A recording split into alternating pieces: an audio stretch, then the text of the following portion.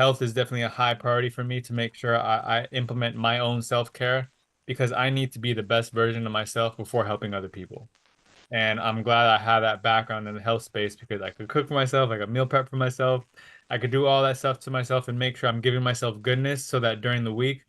I could be the best version of myself to help my clients, my prospects, my networking partners, and just be very sharp in what I do. And that's the goal, and after I decided to leave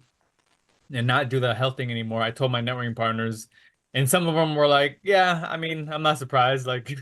you're really good at CRMs anyway." So, it basically took somebody outside of myself to recognize that, hey, you're pretty good at this.